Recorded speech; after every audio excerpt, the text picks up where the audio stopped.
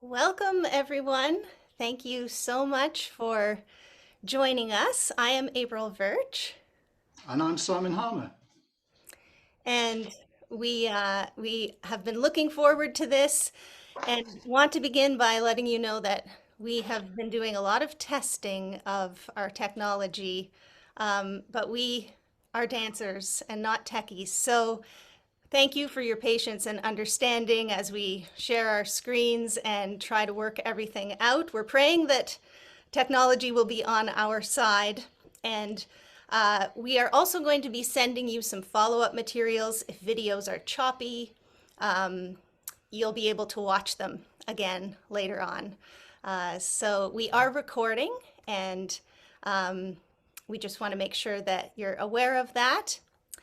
And today, while we're gathering virtually from various places around the globe, we would like to begin by acknowledging the indigenous peoples of the land each of us call home. We take a moment now to acknowledge the importance of these lands, the people who have and who do reside in them.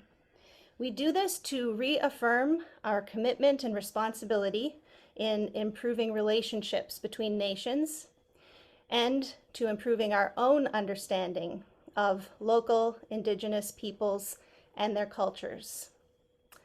As we collaborate and celebrate through dance, we acknowledge that the Ottawa Valley step dancing tradition comes from the ancestral and unceded territory of the Algonquin people that call this land home.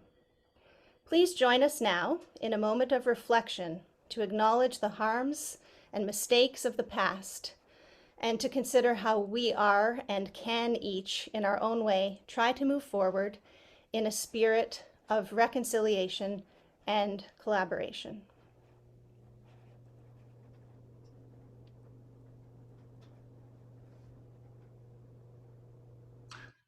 And now for some general housekeeping about how things will work this afternoon. Today's webinar means that you're not being seen or heard. And the session will last for about 60 to 90 minutes without an intermission. We would like some questions from you at the end. So if you can use the chat button at the bottom of the screen, then Maria, who's here with us, will collate those and pass them on to us, and we see what we can manage at the end of the session. So thank you in advance for your questions. Today's presentation will focus on what we've learnt during our collaboration, but we want to give you some sort of overview of all the components that went into it, because the presentation is just only one part. We've done a lot of research into the lives, the careers and the steps of our two dance heroes, Donnie Gilchrist and Alex Woodcock, and lots of people have been involved in helping us do that. April, brilliant April, has composed original music for our steps, but there again, that was a process of collaboration, talking about what sort of tunes make us dance and what we like to have in a tune. And she's recorded it for our soundtrack with two great musicians, Kimberly and Will. We've created new steps, and they're in what you could call, we've choreographed them and they've become a routine, but that is just for the purpose of this presentation and for the funding to show at the end that we've actually created something. But this is more about the process than the final product. We've shot video independently with some great people, some tech people helping us do that. And of course, that was long distance apart from each other. But that's there at the end of this afternoon's performance to share with you. We've also recorded all the steps as a tutorial, and that'll be backed up with notation. But we're still working on that at the moment. Today's presentation, of course, is part of this, where we're going to present our research, our findings, the steps we've created. And in tomorrow's workshop, we'll be teaching a few of those steps. And then over the next few weeks, we'll be producing a web page where all the materials that I've been talking about will be available for you and then for other people afterwards to work with, and take on and use in their own creative processes. So yeah, that's what we're heading for this afternoon. So on we go. Thanks, Simon. So you probably noticed that I was sharing the Canada Council for the Arts logo there. And we want to thank them and acknowledge their support that made this project possible. We received funding from them, and it was really key to us being able to pull it all off.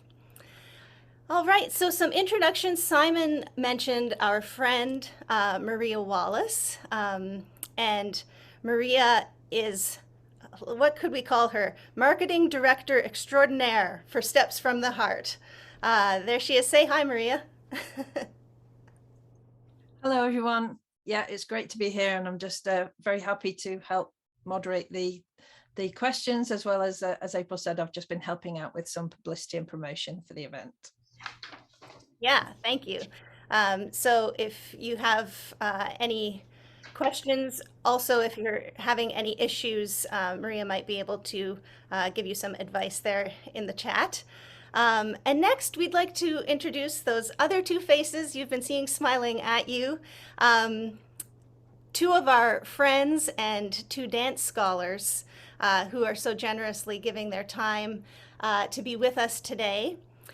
We'll start with Sherry. Sherry grew up attending fiddling and step dancing contests with her siblings from the age of 6. And I remember her family from those years. Whenever my family would arrive at a contest, the Johnsons would drive up and my dad would say, "There's the Itasca kids, the Johnsons are here." And we'd get very excited to see them. Sherry competed as a step dancer and fiddler and also provided piano accompaniment for the competitors and often served as a judge as well. She received her PhD on Ontario fiddling and step dancing. Isn't that amazing? And she's currently associate professor in music at York University since 2007, where she tries to fit some step dancing into every class that she teaches. So thank you, Sherry. And it's my joy to introduce the other face on the screen, Toby Bennett. He started his dance journey while at university through English folk dance and quickly went on to specialise in English clog and was involved for a time in the English Appalachian clog scene. He's a past winner of the Westmoreland Clog Dancing Championship. And Toby went on to train professionally in ballet and contemporary modern dance, and danced professionally for a few years before starting teaching in the university dance sector for the next 20 years. He's currently once again focusing on traditional step dancing, both solo and with folk band Stepling. He's been an inspiration since I first saw him dancing at a Chippenham Folk Festival and had to rush off through the crowd to find my wife and say, "You must come and see, there's a man in clogs and he can really, really dance." But now I can claim him as a close friend and dancing buddy with whom I share my love for dance quite often. So welcome, Toby, and thank you for being here with us. Well, thank you. So thanks, Sherry and Toby, for generously giving your time this afternoon. And we're going to turn the questioning over to you. And I think, Toby, you're going first. Yes, I am. Well, thanks very much for inviting us, and thanks for your kind words, my amazing dancing partner, Simon. Let's start off. Could you just tell us how the two of you connected in the first place? Yeah, so in January of 2021, I was in quarantine, and I received the newsletter from the English Folk Dance and Song Society. And there was a video featured in that newsletter called Step Your Way, which was a collaboration between Simon and his friend Sasha Bilashiski. Did I say his name right? Bilashiski. And I was very intrigued by their project, and it sort of led me down the YouTube hole, and I started watching more, and especially of Simon's dancing. I found some videos where it was clear to me that he was improvising, and um, I I decided that it would be a good idea to contact him because I was very inspired. And it was that point in quarantine, I think, where we were all trying to figure out how we were going to pay the bills um, without playing live. And I had been doing a lot of things to try and just survive, and not all of them felt terribly inspirational. And this felt different. And it came from such a pure place, and I thought, I have to reach out. So I contacted someone from the InStep research team and said, do you have Simon's email? And they did, and I emailed him, and we ended up Zooming not too long after that. Yeah. Yeah. I was quite surprised when I got the email from April. So I did what we all do. I Googled her and found she had a Wikipedia page, and then looked at videos and listened to her music, and realised I'd seen her some years ago at the Whitby Folk Week. And so contacted back, and we Zoomed, and instantly felt a connection between us. I realised that she would be a great fun to work with, and yeah, so saying yes was a very easy thing to do. We went on from there. So I'm going to ask a question now, and thank you both, Simon and April, for asking me to participate in this very exciting event. And my question is, if you can tell me a little bit about your dance background. Well, I grew up in a family that was musical but didn't dance. Definitely no dancing at all. And when I went to uni at the Freshers Week, there was a ceilidh, and I went along with friends to the ceilidh and saw a clog dancer for the first time. And I was intrigued. I loved the rhythms against the music. And later I was sat in the local pub where the folk club was held with some friends, and they were advertising clog dancing lessons, and they thought it was hilarious to dare me, an inept dancer, to go along and learn to dance. So I took up the challenge, went along, and the ladies there that were dancing took me under their wing. I'm still very much in contact with some of them now, and they taught me to dance. It took a little while for the penny to drop, but when it clicked, I was hooked.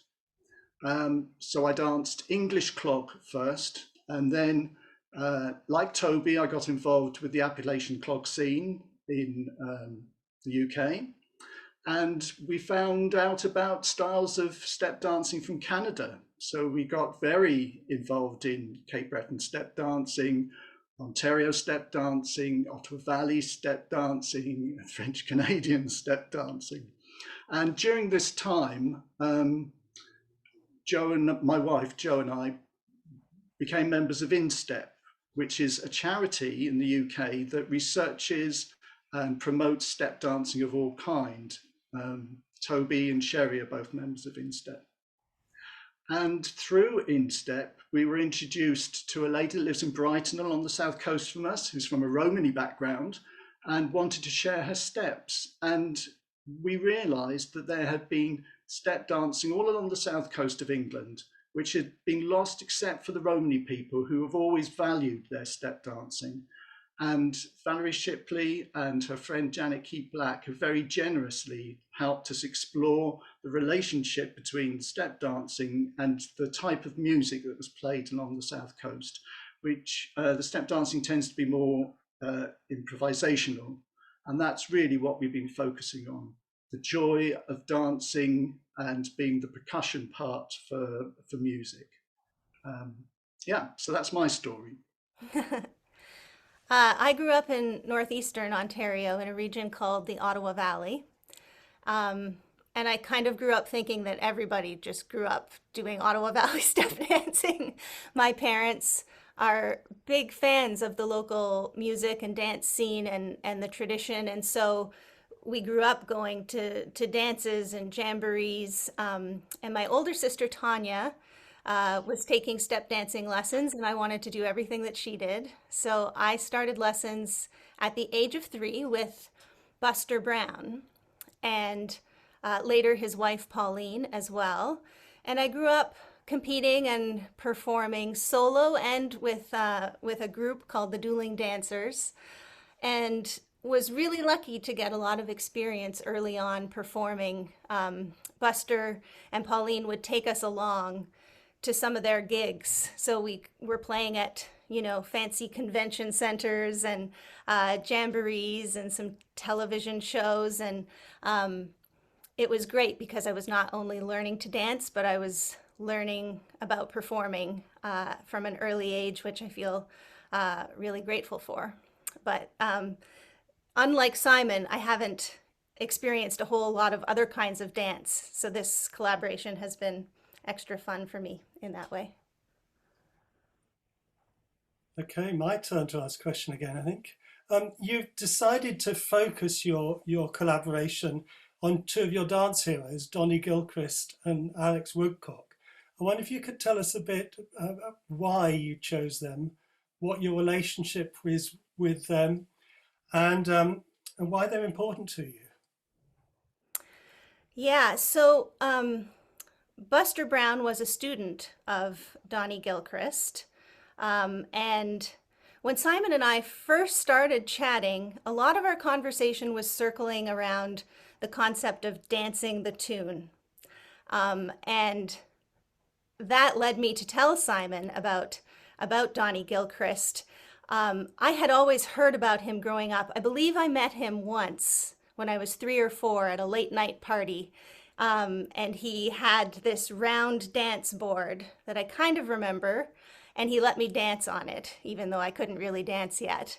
But my parents have told me this story over and over, when I probably don't actually remember much of it, but I do through their memory of it.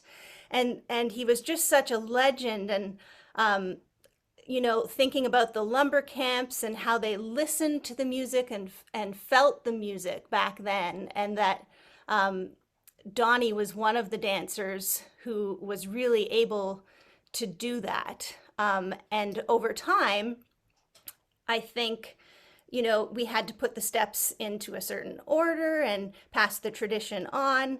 And to some degree, that's been lost. And so that's sort of where it stemmed from for me in sharing Donnie with Simon because of that improvisational element. And for me, I was fortunate to have some lessons with Alex Woodcock in the 1990s. He only really became known to the InStep research team in the early 1990s. And he lived along the south coast from here in Petworth. And so I was able to travel over and take some classes with him.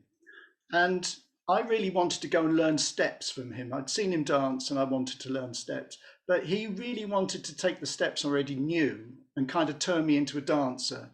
He was more interested in how I danced than in what I was dancing, and did a lot of work with me on how I moved my body, how I placed my arms, and particularly my fingers.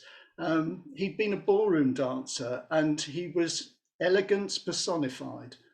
And during the lockdown, when we were all sort of looking around for things to do, I was looking back through some old video and found a video of Joe and myself dancing his schottische steps. And I realized how much I'd loved those steps and started looking back over videos of Alex and re-remembering the steps that I learnt from him. And I kind of realized that although he taught routines at workshops and at festivals, that's really was a structure to help people learn. When you looked at videos of him dancing, you see him do an introductory step while he's getting used to the musician who he often hadn't worked with before. And then he launches himself into just what comes out when he was listening to the music. He would sometimes repeat steps off the other feet. Sometimes he would repeat steps again if he felt that the music was calling out from that step. And I realized how much I loved his style, and that's why I chose to focus on him.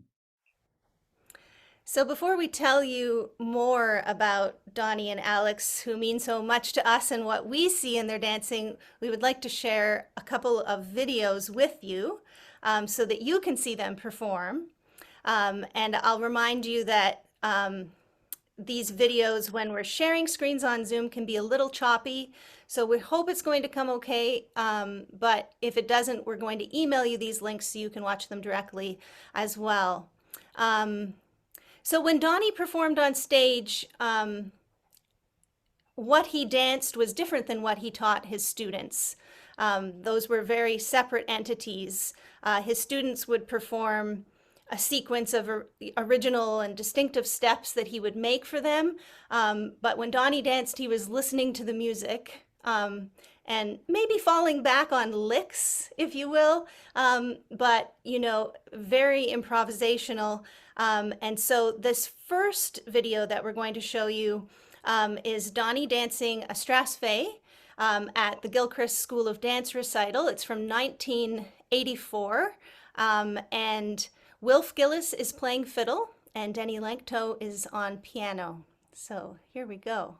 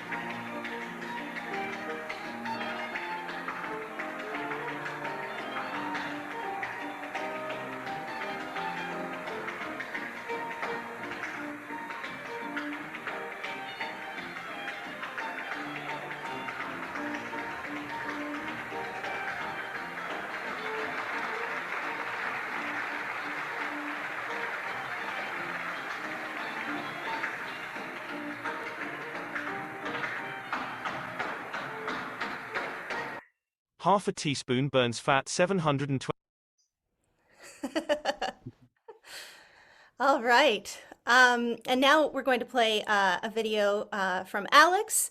Alex developed routines from his steps to teach at workshops, but when he performed, he also just let the steps flow.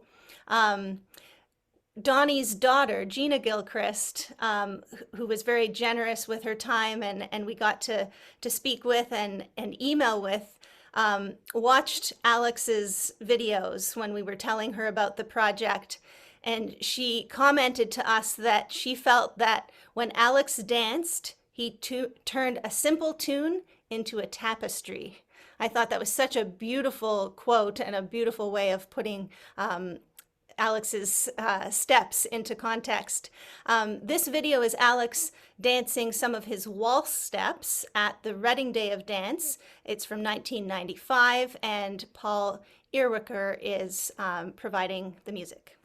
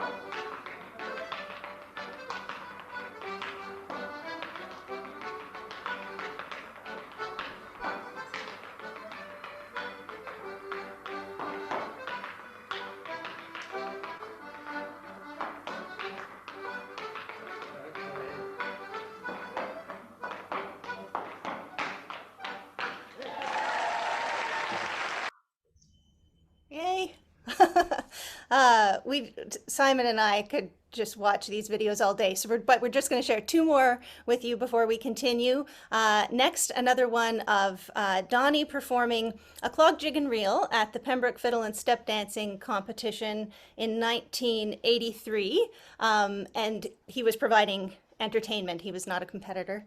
And he is performing to the fiddle playing of legendary Canadian fiddler Graham Townsend. And I'm not sure of all of the other musicians' names. There's a lot of them on stage. And here it is.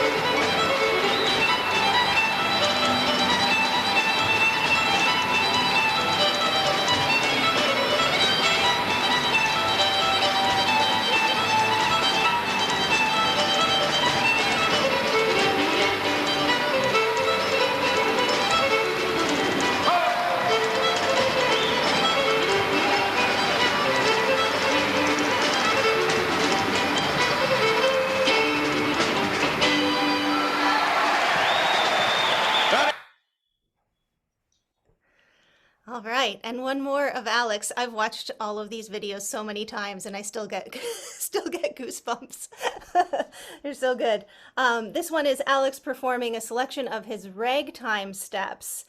This is at Newcastle Weekend of Dance held in Gateshead, and these steps highlight Alex's tap dance repertoire.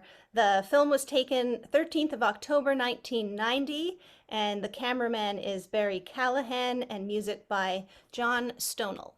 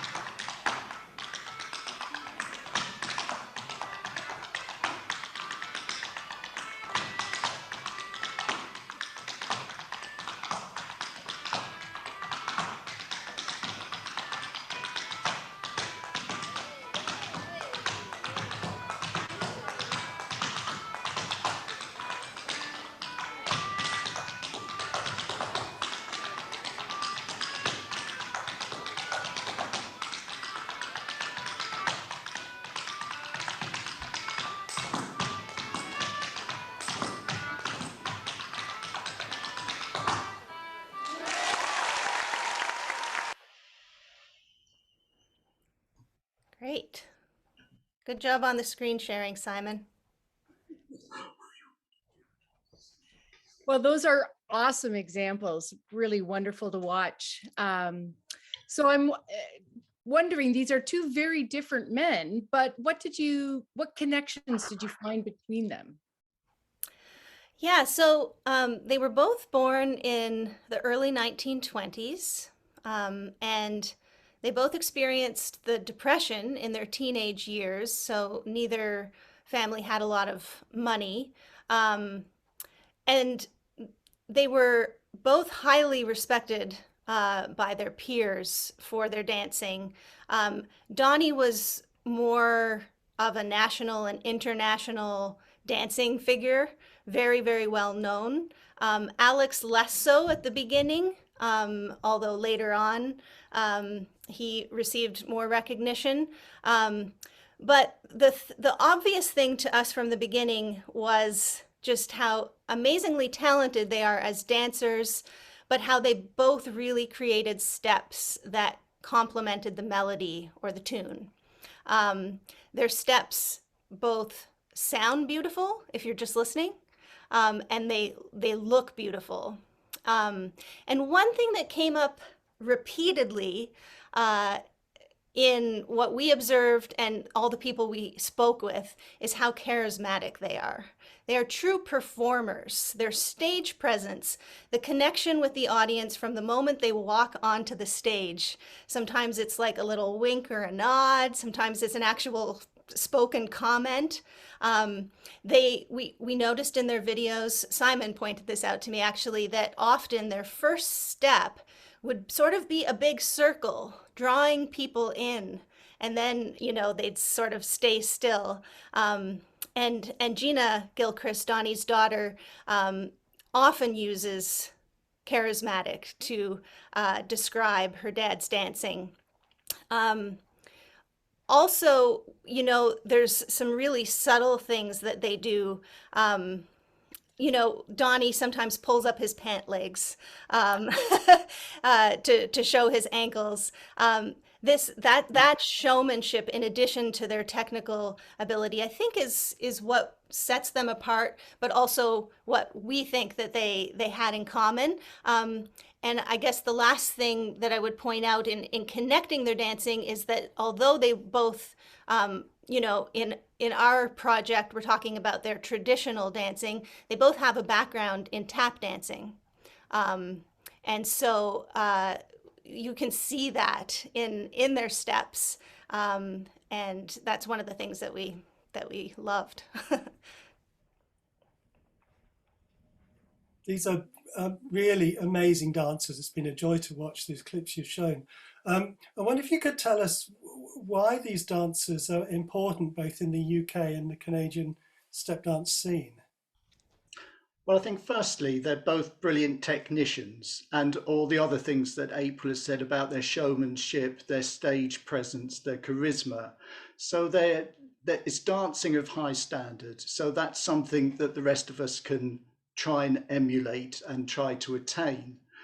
But I think culturally, April gave their dates, they were both born in the early 20s, lived through depression, lived through the Second World War, were active during that time. And it was a huge time of cultural change. And what they do is form a bridge for us from the foundations of the styles of dancing, from the very traditional elements of it, through to today, really, for those of us that knew them, watched them, and those of us that take on their steps. And through it, they changed themselves. They grew and developed as dancers, affected by other dances they saw, the tap dancing scene, but other traditional dances they saw, but also the social contexts within which they were dancing. They didn't have a folk scene to dance into as much. They were people that danced within their community at social events, at charitable events. We keep hearing about Donnie appearing, if there's money to be raised, he would be there dancing. Alex would dance in local community sort of Christmas shows or variety shows, or be there at fundraising events, fetes and things. So they tell us a little bit about how to dance, how to develop as dancers, and how to give back to the community within which they lived. They're both important because I think they've inspired lots of pupils. I don't know how many people, were taught by these two gentlemen. I know Gina reckons that her father taught thousands of students, and even if they didn't teach you directly, they've influenced people and are still influencing people.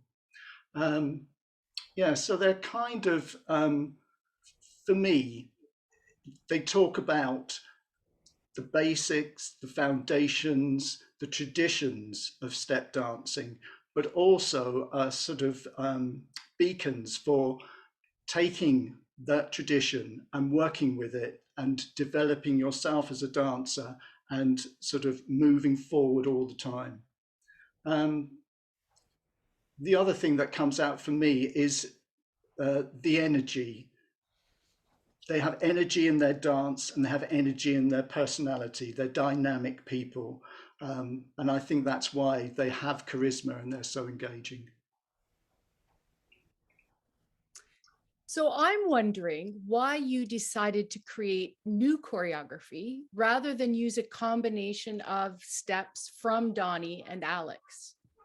Well, I think if you take a bit from here and a bit from there and stick them together, that's exactly what you get. And you see more of the glue that is joining than the actual building blocks that you're using. As we said at the beginning, this project was about collaborating and dancing to the tune. So that was the important part for us. So we wanted to work from improvisation. Now, we had looked at all these videos, we thought about the steps that we knew, but we weren't consciously doing mentally, I'm going to take this from here and stick it on there. We were listening to the music, having reminded ourselves of these dances, and just seeing what actually came out through our body in response to the tune. So we did a lot of improvising, working with different tunes before we settled on the one that April wrote. We talked about different rhythms. So within this wall steps that we've created, there are elements from reels, from hornpipes, from clogs. So it's not all sticking bits of waltzes together, which would be the temptation.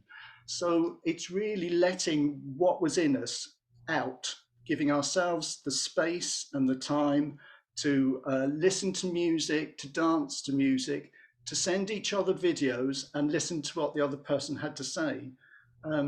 So nothing we came up with was April's step or my step.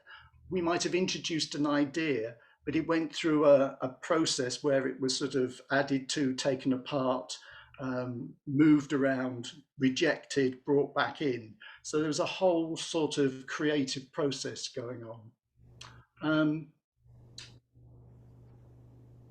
And also, what we weren't focusing on so much was the actual steps and how you moved from one step to another and created the pattern. It was more about how you danced it. And I think it was looking at them as bodies moving in space. And again, this is the dynamic part, the energy they put into it, how they were aware of their space they were dancing in and the audience around them and how they responded to that. And really, we're not thinking about that we've created a choreography, we've created steps to the music. And in fact, some of our steps, if you take the step that goes to the A music and put it against the B music, it doesn't sit quite so well. So they're kind of tailored to a certain part, the A part or the B part of the music.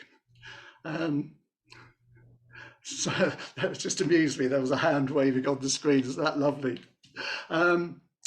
So, this is what you'll see at the end of this afternoon is just a moment in time for the videos. We had to put them together in a certain order, but next week we might dance them in a different way. Since we've done that, I've been spending time with them, dancing to different tunes, putting them in a different order, trying out different ideas. So I don't want you to see this as a sort of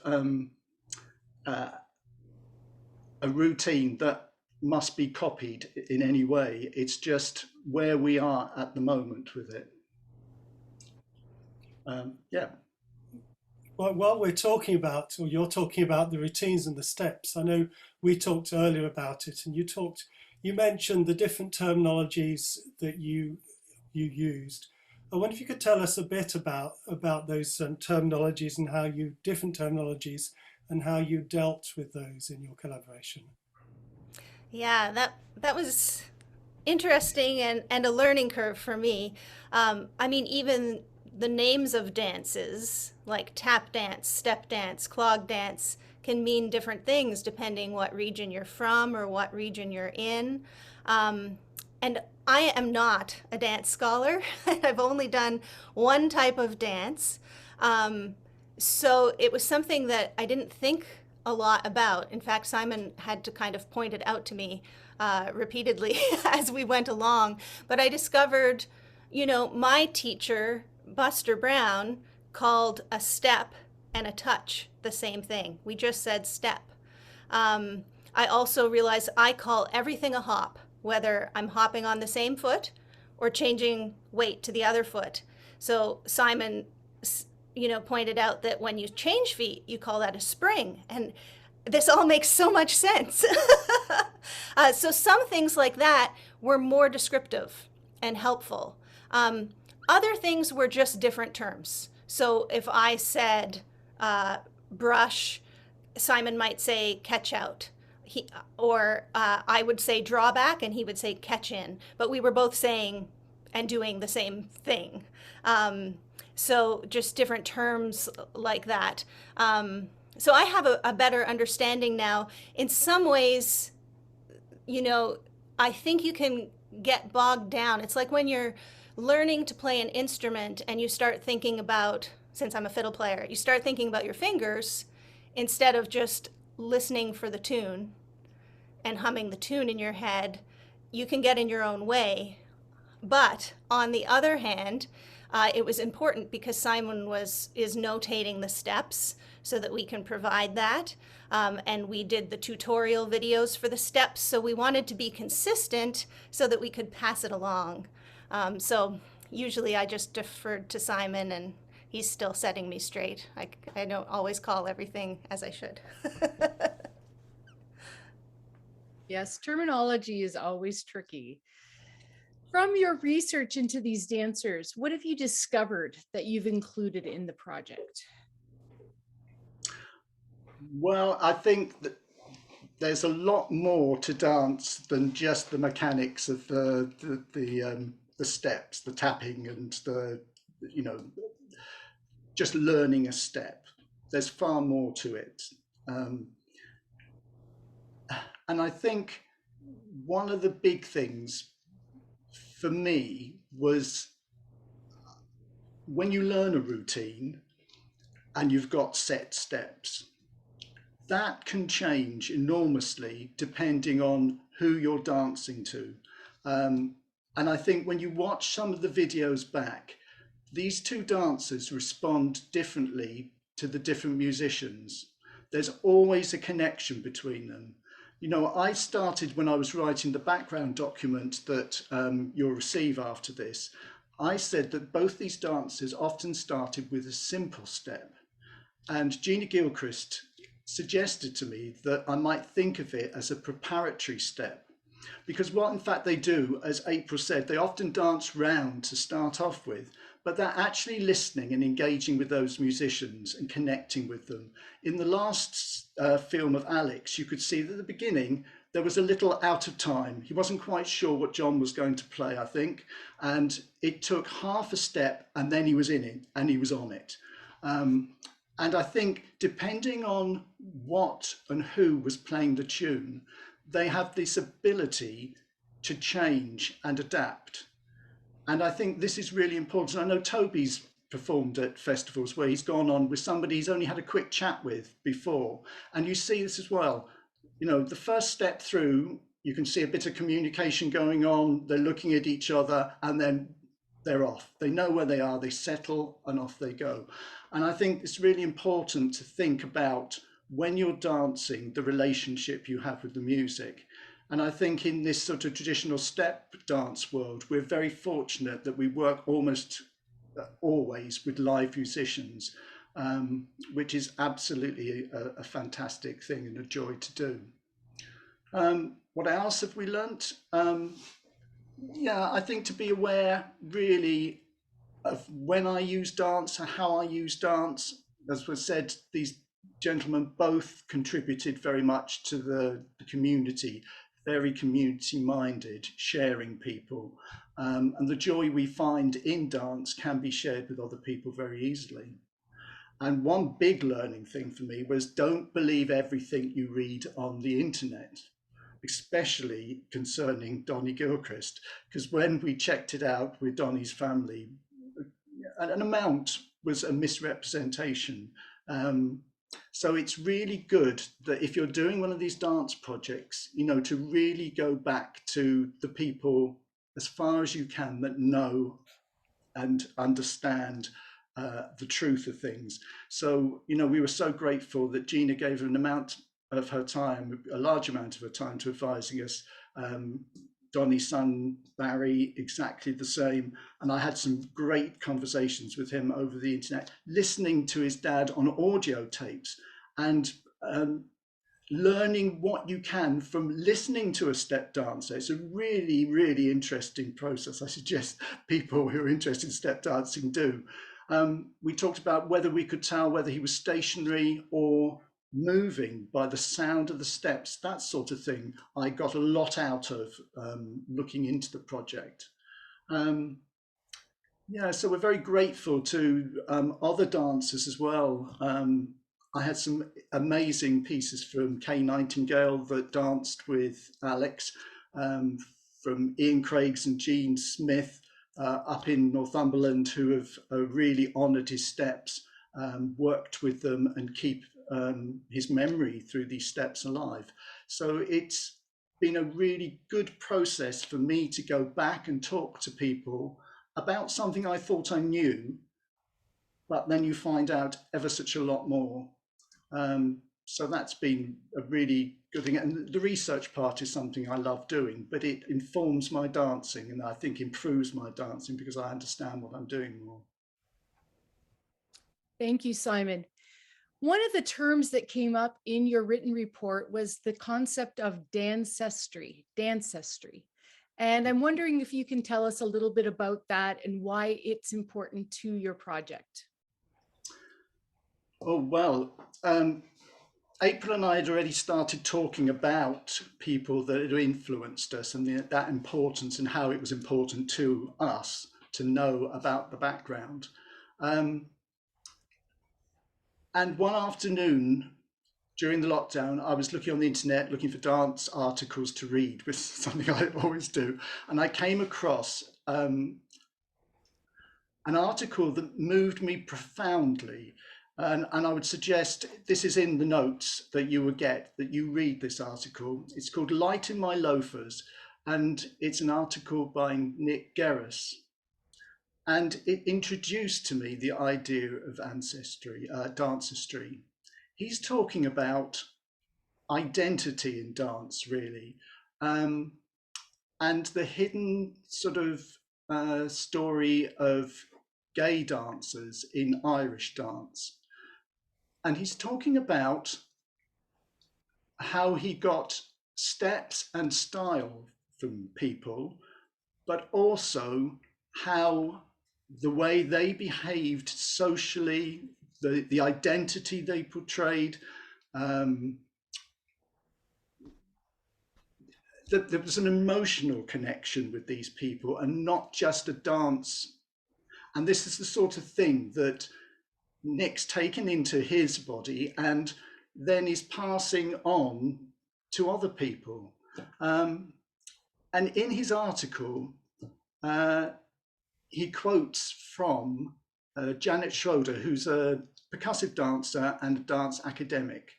And she has worked on this term, dancestry, and looking at what we as dancers take from those we learn from, how it is embodied in us, and then how we then pass it on to other people. It's kind of like me thinking about my 4 grandparents and what has come to me from those 4 grandparents, and then through me, what I'm giving out to my 5 granddaughters. So it's a bit like ancestry, but dancestry, and I guess that's why she coined that term. And if you look at videos of Nick dancing and look at the guy that really inspired him as a person as much as a dancer, Liam Harney, you can see the movement. There's a connection in their movement. But what Nick got from him wasn't just movement, it was a way of being and courage to be the person that Nick wanted to be. And you can see this is like a trail because Liam Harney was influenced by Tim O'Hare. So you get this lineage that you're taking on. It's a dynamic thing. It's not you get something from somebody. It's a movement through you. You're a channel. Janet says dancestry is the process of embodying what you receive from your dance teachers and those dancers that influence you, and how that then in turn influences future dancers that you teach and inspire. It involves not only the movement itself, but the life stories and social and cultural backgrounds of those that influence our dancing. And so this dancing, this understanding keeps the legacy of the dance alive. And it keeps the style of dance developing through a process of revision, involving revisiting the foundations and ensuring that the essential elements of the style are not lost and emotional and social links are not broken. In English clog, there's a little routine that's sometimes called Sunderland. It's one of those that when clog dancers are together, everybody knows it and we all do it together. And for me, it represents the clog community and being with that clog community. But if you go back to the person that taught it and the steps they are, there's a Mrs. Marhoff, there's a video where she's talking about her life, her attitude to the dance, who she learnt from. And I'll never then dance those steps the same because I've got a deeper understanding of where they come from and what they represent. And as I said, I would suggest you read both Janet's paper and Nick's article, which are both moving and very stimulating and thought-provoking. And there's a little mantra that stuck with me when I first read it that Nick writes, that this is about being, doing, and becoming. So I love that, and it sticks with me because this project has been about who April and I are, doing something together, changing, and then becoming something else and being able to pass that on to other people. This is fascinating. Thanks so much. I'd like to return a bit to talk about your collaboration.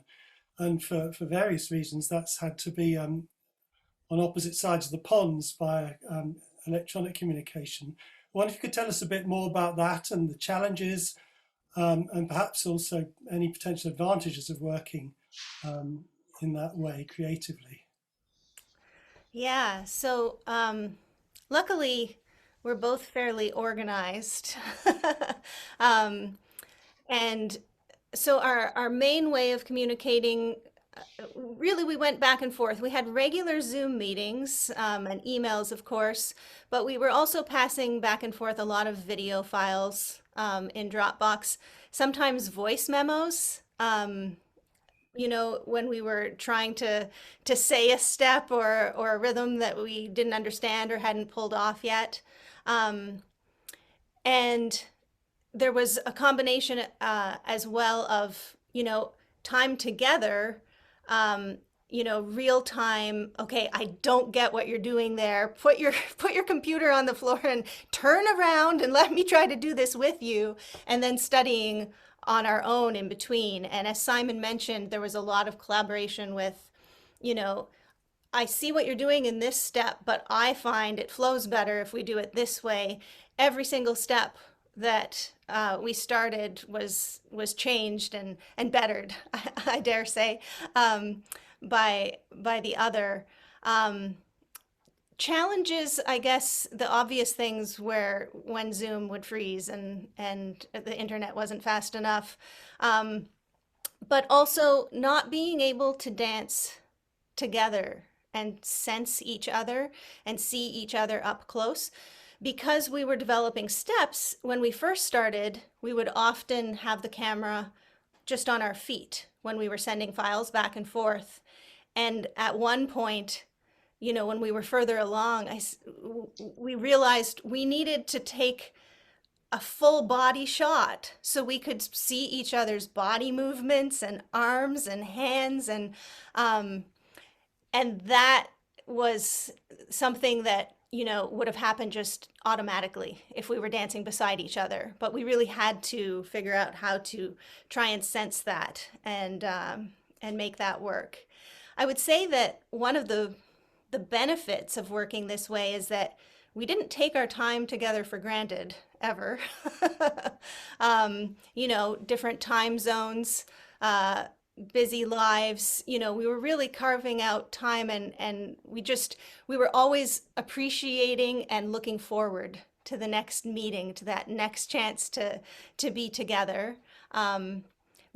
We were also working with a lot of different people to pull off the various components. So, you know, whether it's a sound engineer or an editor, a lot of people in different parts of the world, and coordinating that was another challenge, as opposed to, you know, Simon said, we're used to showing up and dancing to live music and we're all there together. So maybe just coordinating those various pieces was another challenge. But I think we did learn a lot, and while we're not great at all of the tech stuff, we've learned a lot about that side of things too. So we can only keep getting better at that. That's great. My question is to both of you, actually, and I'm wondering what you have personally learned or gained from this collaboration. How will this affect you and your dancing and performing in future? Well, I think I've got a deeper understanding of the joy I find in collaborating with someone else. Um, I think as I've got older, I really appreciate time spent with other dancers and being with other dancers. Um, I think during the lockdown, there's been a lot of forums going with dancers, and for once, we've had time to actually talk to each other and express how we feel about dancing rather than just getting on and doing the dancing, which is what we love doing. And I think that's been a really good thing out of the pandemic if we're looking for things. Um, I've got a real good appreciation of some of the fantastic dancers that I learnt from. Um, you know, spending time looking at Alex, I also went back over other dancers, watching them dance again, and there's so much to learn from that. Um, I think questioning things that, you know, in dance, there are some sort of dance stories that are passed around and believed, which aren't necessarily true. So it's really good to question things, and listen to other people and reflect on what they say. And again, I'd like to credit Gina Gilchrist for making me stop quite often and think very deeply about how I'm writing and expressing myself about dance. And I think the other thing, I've got more confidence now in being a creative and working in a creative way with traditional step dance, and how you can do that without looking as though you're just sticking bits of other people's steps together, and doing it with more confidence, I would say. Yeah, I've learned and gained so much. I'm just so grateful for this opportunity. Um, and you know, growing up, it was clear to me before I even started dance lessons that the dance tradition was about community and about connections. And this project really reinforced that for me, and was really valuable, especially during times of isolation. And so all of these new relationships have come out of this collaboration that will continue. Simon, of course, being a huge part of that. I have a new friend in addition to a collaborator, but also all of the other people, you know, Sherry and Toby and the family members that we were able to communicate with, and Janet, and yeah, it's just great. It was also really humbling for me as someone that, you know, is proficient in one style, to all of a sudden try to implement some techniques from another style, and to really make me stop and work at it. And so that's something I've gained.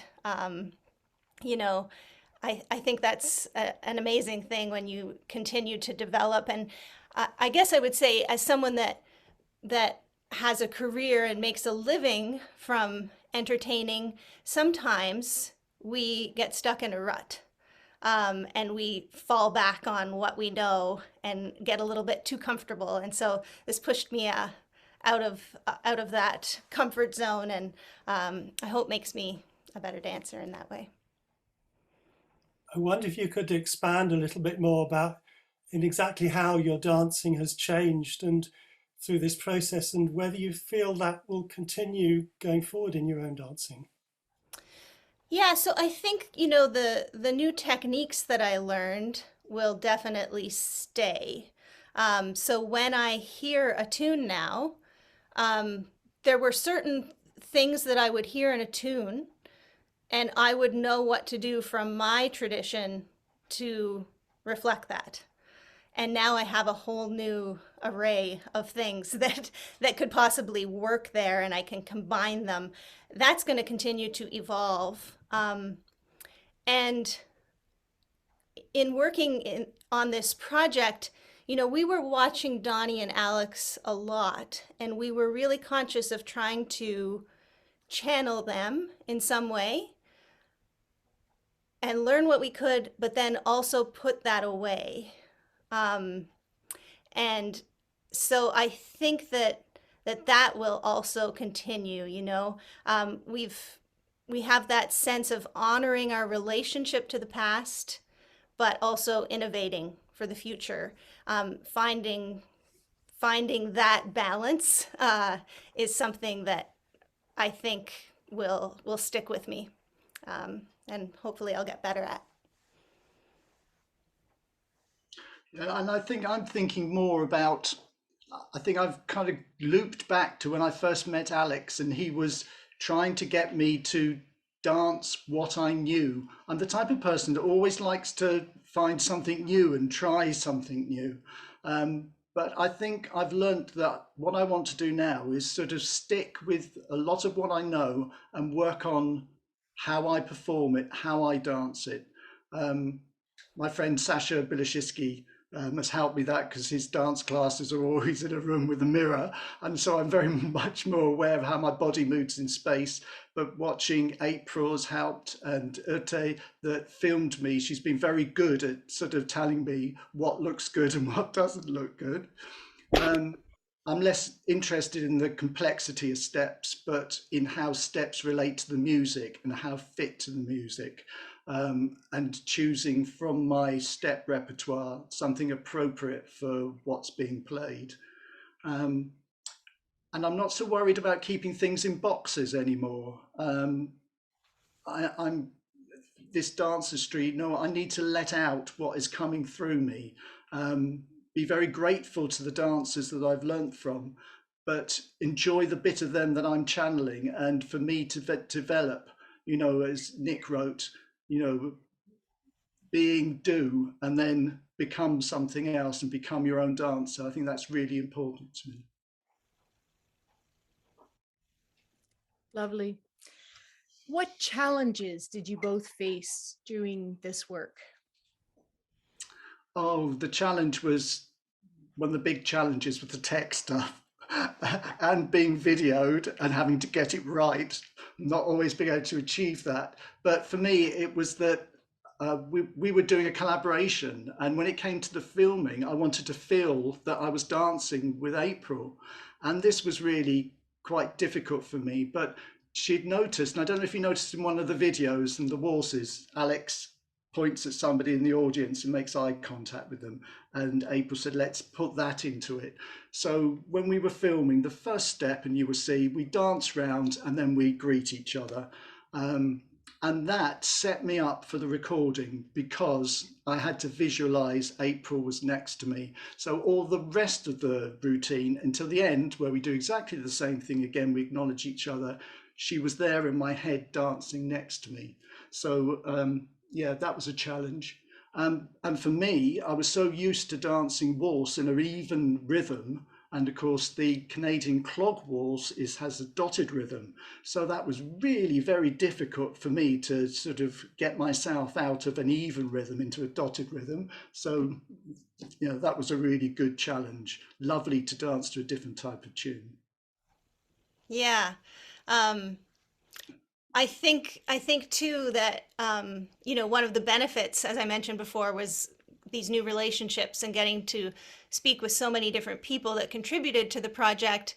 But that was also a challenge because everyone had so many great ideas, um, and it was easy to feel a little bit pulled in different directions. And so, really staying true to the mission of this project and the timeline of it.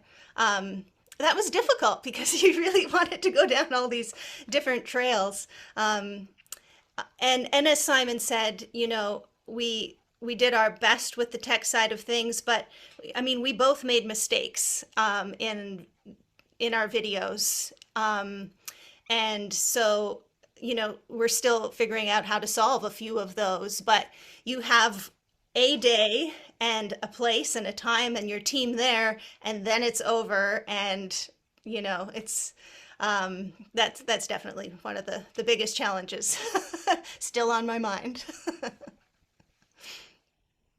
So you're coming to the end of this amazing and really enriching project. I wonder if you can just tell me, do you feel you were successful in achieving the what you set out to do with the project? Yeah, I think in traditional dance, you know, it's less common to make steps with someone, to collaborate in that way. And so that was a bit unusual. And we did that. One check. And we were able to innovate based on research and from understanding the roots of a style. Not necessarily one dancer, but just the roots in general. So I'm proud of that. I think that was important to both of us, that we found things and developed things that that will hopefully contribute to other dancers in the future. And in some ways, it'll be hard to tell if we were successful or not until later, because a big part of this project is passing it along. That's why we film tutorials. That's why we'll have the workshop tomorrow. And that spirit of people taking these steps that we've created and making them their own, and seeing what they like and don't like, and what they do with it. So until we get some of that feedback, we can't say if we were successful, totally. But, you know, I think as far as our initial mission and collaboration, we've done pretty well. Do you think, Simon? Yeah, I think so. You know, we wanted to dance the tune, and all the steps originate from the tune. They've come from the tune. Um, and as April said, it wasn't one of us or the other of us. It was a process of refining and blending. And so we've achieved that. And I think we've honoured our dancing heroes. I would be over the moon if Alex could see this, really. You know. It would be fun, wonderful. I'm sure he would love it. So as I was reading the material and listening to you speak, I kept thinking of all these wonderful directions to go with this project. You've initiated so many wonderful elements. And so I'm wondering, do you have plans for a part 2 of Steps from the Heart? And if so, what might that entail? Well, I would jump at the chance of working with April again. And I know both you and Toby, having read the paper, have got some sort of ideas on what part 2 might look like. So it could actually include more people than just the 2 of us, which would be very interesting. So if you and Toby like to do the academic research part of it, that would leave April and I to just dance some more. So make us very happy. I'd be really interested to look into another rhythm with April and see what we can come up with. And I'm especially interested in the influences of popular culture on these 2 dances and try and explore that element of it more. Yeah, the different rhythms. When we first started, our plan was to do a waltz clog into a reel. And we quickly realized that we had enough to explore with just the waltz clog. So I think if there were a kind of follow-up that getting to the reel would be fun.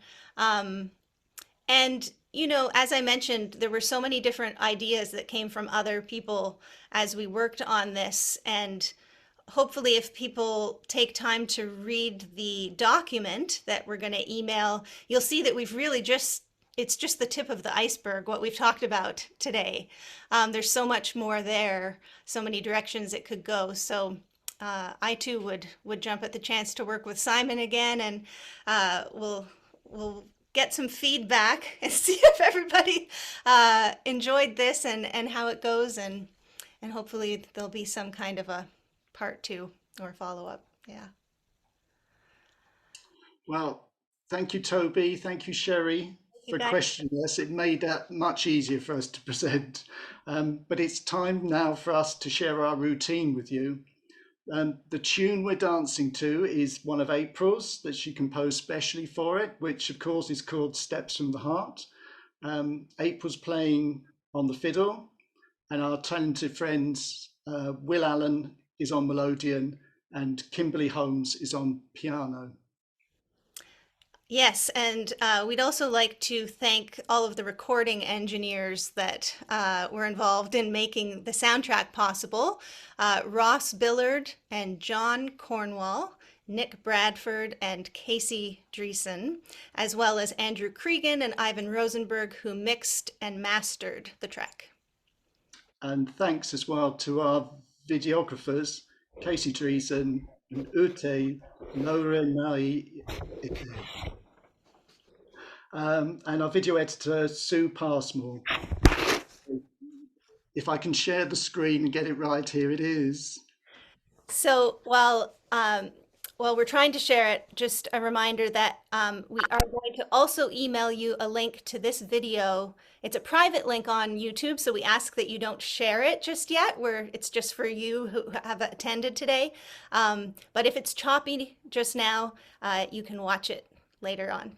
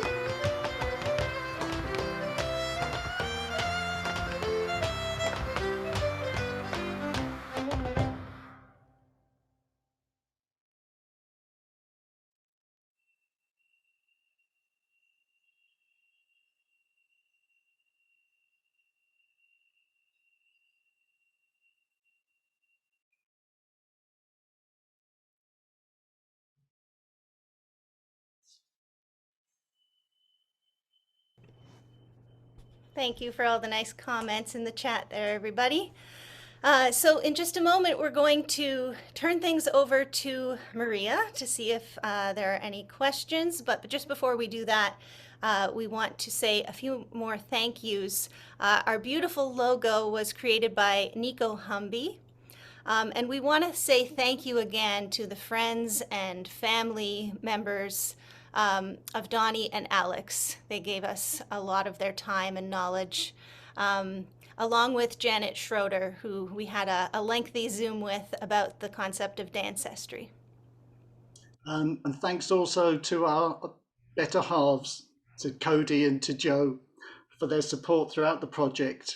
And again to Sherry and Toby for making this happen for us this afternoon and the important part they've played in it. Yeah, and of course to all of you for joining us. It's one thing to put all this together, but if nobody cares except us, then mission not accomplished. So we really appreciate your support and your joining us. All right, Maria, over to you. Thanks, April. So yeah, we had quite a few questions. There were so this from Joe Taylor. If Ottawa dancing originated from traditional peoples, I think she means like First Nations, what did they wear on their feet to dance in? I know that there's lots of other influences on the Ottawa Valley tradition, but do you have some insight, April, on that element? Sherry might know more than me on that. At the beginning, with our land acknowledgement, we talked about the Algonquin people being our First Nations. I don't know how much step dancing the Algonquin people did. My teacher, Buster, always told us about the logging camps and how they would wear, whatever boots they had. Sometimes they would put nails in the bottom, I believe. They had hardwood floors in the shanty houses, and that would create a sound. Sherry, can you add anything to that? Just to say that, of course, there were Algonquian people in the logging camps, and so that their influences, they would have influenced and been influenced by the nationalities of all the men in the camps. But of course, there is an indigenous step dancing tradition called jigging, and some regions of jiggers use soft shoes, moccasins, and others use hard shoes. And so I don't know what would have been performed in the late 1800s, early 1900s in that area, but I do believe that there is influence there. Yeah, and in reference to the jigging, certainly the Métis Red River jigging tradition has the French Canadian influence, and there's a lot of French Canadian in the logging camps. So possibly another connection there that we could look into. Great. That covers a follow-up question that Barbara just asked. So I think that's covered. Carol asked, she's wondering whether taps or tips on shoes were originally used, or were they added at a later time as dances became filmed? She said, in a smaller social setting, would these have been used originally? Simon?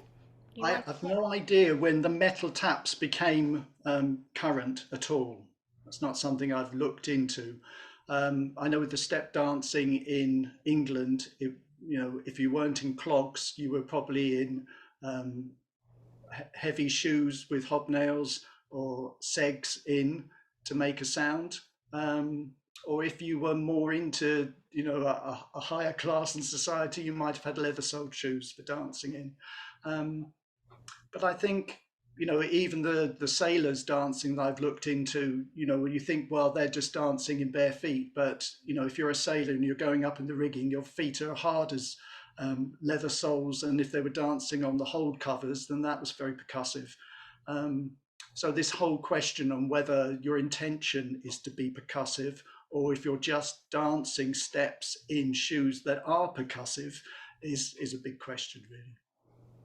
I know someone else earlier in the thread asked about the clogs that Alex was dancing in. Do you want to say a little bit about clogs and shoes and taps? Well, yeah, Alex first learnt in clogs, which are wooden soled shoes with leather uppers. And they came in perhaps in two different styles. You'd have your industrial working clogs, but then dandy clogs were made specifically for dancing in when clog dancing became popular. And clog dancing was very prevalent on the stage. It was a music hall act. And the dancing that was done in work clogs might have been quite different to more of an improvising style. Alex was encouraged by his teacher, Cuthbert May, to dance in shoes with ebonite soles. I can say that, but I'm not really sure what ebonite is. But he then did have tap shoes, so that when we learnt from him, he had clogs which he'd put on, or he would put his tap shoes on. And I think actually he danced in clogs more because of the revival and the classes he was going to where people wanted him to teach them clog steps. So he taught his steps in clogs. If you went to him and wanted him to teach you just steps, he was quite happy for you to be in tap shoes or ordinary shoes. From Sarah Rose, we have a question about the relationship with the musicians, the spark that you mentioned. And she says, did this project or process change how you respond to the music? And Joe Rehan is also interested in the different levels of interaction with the musicians that she noted in the videos of Donnie and Alex. If you might like to speak about that element. Go ahead, Simon. You start. Well, you know, for me, especially if I'm doing improvising, there is a real joy in having a duet with somebody, especially perhaps a musician you don't know. So it's always an exciting, an exploratory thing to get up and dance to a musician you haven't danced to. Especially if you've been listening to that person playing and their playing actually makes your feet itch and you just can't wait to get off of your seat and dance. So in that respect, it is really, really important to have that relationship. When you're dancing a set routine, it's very different. However, one of the dance routines that I've been working on over the last couple of years, which is a barefoot hornpipe, I dance very differently, although they're set steps, depending on who's playing. If Sarah Matthews is playing for me as part of the C-Speak project, I dance in one way. If Lewis Wood's playing for me because we're out somewhere and we're performing together, I know I dance very differently. That's very same set of steps. And I think you can see that in when you watch through a number of Alex's routines. It really depends. He's doing his ragtime steps there to a traditional tune, but he loved to dance those to Putting on the Ritz. And the rhythm is completely different. So you have to adapt that to a completely different way of dancing, a different tune. And that was one of his skills. When you look at those routines, he could dance them to completely different rhythms. And that's a real skill, I think. Yeah, to answer maybe Sarah's first part of the question, whether I do it differently now after the collaboration. I like to think I was already good at listening to the tune just because it was so important to me. I think what's changed, as I mentioned before, is just that I now have new things to pull from, techniques that I didn't have under my feet before. So when I hear a tune played a certain way, I'm going to respond differently. And I think that will probably continue as I get better, because some of these techniques are still pretty new. They're not second nature like the stuff I grew up with. So yeah, I mean, Donnie and Alex were masters at that. And you can tell when you watch a dancer, you can tell by the way you can be in time to music but you cannot be feeling the music. Does that make sense? Just because you're in time doesn't mean you're grooving. Um, and so I think that that's the other key component of listening and dancing the tune is actually feeling it from your head to your toes. I'm going to jump ahead to a later question because it's kind of to do with this. And it was from Barbara to April. When you composed the tune, were you dancing in your head? I was, Do it. yeah, definitely. But I was also watching Donnie and Alex in my head. Fab. Um, and yeah, Simon and I talked a lot about that. We really wanted the tune to reflect both the Canadian and the English tradition, even though it was a waltz clog, you know. So I also listened to a lot of English melodeon players before I wrote it, and then tried to wait long enough that I didn't steal anything they had played. I have a question from Jen Cox. How much is known about the influences and background of Alex and Donnie and their ancestry? And I did mention that I had seen sort of abridged set of this information that you shared at the beginning of the, a few months ago, but will that be something which is in part of the material that you guys share with the attendees? Yeah, the document has some of that. I will say for Donnie that he was a tap dancer first. He started tap dancing lessons as a young child, but he also watched loggers at the local pub dancing, when he could sneak in there. Donnie also tap danced to earn some money for his family. And so he was a tap dancer for a long time. So he sort of had both of those elements from the beginning. I don't think I would pronounce his first teacher's name the right way. Is it Dick Coughlin? How would you say that, Simon? I think Coughlin? I'll go with that. It's in the document with the proper spelling. We got it from Gina, so we know it's right. Yeah, maybe you can speak a bit about Alex. Yes, it's a shame we don't know more, but when his steps were notated, Chris Metherell and Ian Craig's the InStep research team wrote a little biography about him. He learnt from a miner. His father, Andrew Woodcock, was a miner, and his friend Cuthbert May played the accordion and taught dancing. And Cuthbert's father was also had won a championship in clog dancing, and may at one time have been a professional dancer on the music hall circuit. And that's really all we know. But a lot of his steps are from the stage, rather from the music hall stage or from the variety stage later on, as well as the foundations, the hornpipe steps and the waltz steps that perhaps are more the indigenous steps of the Northumberland area. Great, thank you, Simon. Sorry. We probably have time for two more, Maria. Okay, I have one from, I'm not sure if it's Sil, C-I-L Pierce. She said, or he or she, I'm not sure, said, please talk about the jangle taps, when they started and why in the Ottawa Valley style. Was that something that was part of Donnie's? No, it would have been much later. So sometimes just single taps are used. When I started dancing, we used what were called staccato taps. And so it's a metal plate with a smaller inset and a rivet on both the toe and the heel. So it's not a full jingle, but there's some fullness there. Those taps became very difficult to buy. I don't know I think they maybe have even stopped making those, and everyone was using them. And so then people were trying to figure out what to do. And some people started using the jingle taps that a lot of American cloggers use.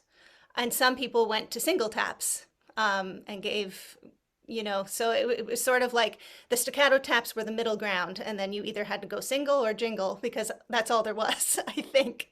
Does that make sense, Sherry? Or am I missing something with that? Yeah, you're absolutely right. Becoming harder to find. Also, the staccato taps were very fragile. They broke a lot, and so people were looking for something a little sturdier. And the reason that they started wearing these in the first place was when they were dancing without amplification, they enabled listeners to hear the feet better. So it became less important than once the feet were being amplified properly. So we could go back to single taps at that point. Great. Thanks. Thank you, Sherry. I think there's just one more on my list. Lisa said, if it became usual to not be so worried about which steps to use and they're mixed in from different traditions being led by the tune, where do you see that leaving the traditions the steps were drawn from in the longer term? So she perhaps has a concern about a muddling of perhaps something being lost from the individual styles, perhaps.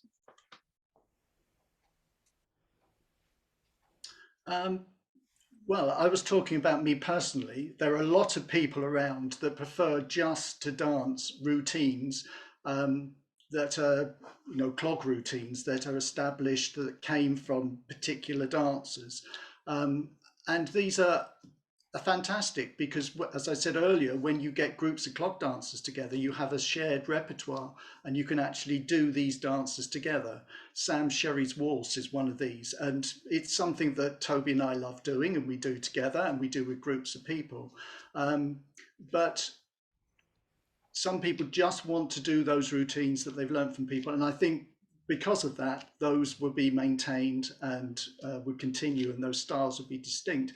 Other dancers of us want to dance something different and want to dance as ourselves rather than trying to copy somebody else. So that's where I'm talking about embodying things that you learn from other people, and you find the sort of things that your own body wants to do and how you want to respond to the music. There's a place for all of it. And there's no reason why things should be lost, because there's always people that are interested in different things. But me as a dancer, as I'm going into my 60s, I want to, spend time enjoying and learning how my body moves and how it responds.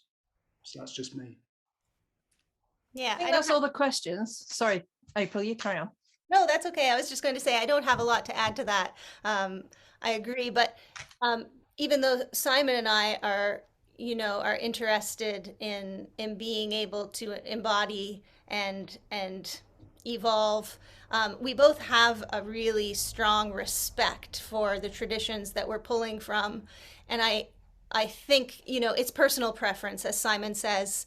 But I think and hope that there are a lot of people around who do have that respect and can do both at the same time.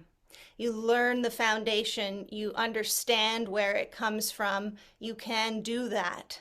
And then you build upon that. And so, for instance, when I'm teaching, that's how I start, is talking about the history, and now I will talk about the ancestry as well. But that's where we begin, and then we can go beyond. So yeah. Fantastic. I just want to share more of a comment from Tracy before I close on the questions. So she says, as an Ontario step dancer, it's exciting to see this collaboration and notice the impression that each style has had on my own experience with step dancing and clogging. I imagine this is how art forms have done and continue to develop and morph. No one dance form really remains its own with influence. I think she was without influences from elsewhere. A lesson to us all to learn and be inspired by others. Thank you for sharing. Which is I thought that was a wonderful contribution. Yeah, that's a lovely wrap up. Thank you, Maria. So we've gone a little longer than we planned. Thank you for sticking with us, and thank you to you all again. You can look for an email probably later today with those follow-up links. And if we set things up right on this webinar, there will be just a little short survey when it ends. If you don't mind taking a couple of minutes to give us some feedback, we would love that. And if you signed up for the workshop tomorrow, we will see you at the same time with our shoes on and ready to dance. Maria. I was going to say, do you want me to put in the comments that if anybody feels inspired who hadn't yet signed up for Sunday, I can sort out the, and they didn't book on the normal ticket link, I can sort that out if you wish. Is that something to share? Actually, I'll put that in the document that's going to go out shortly. Lovely. Yeah. Great. Okay. Thanks, April. Good. Thanks, everybody. Thank you.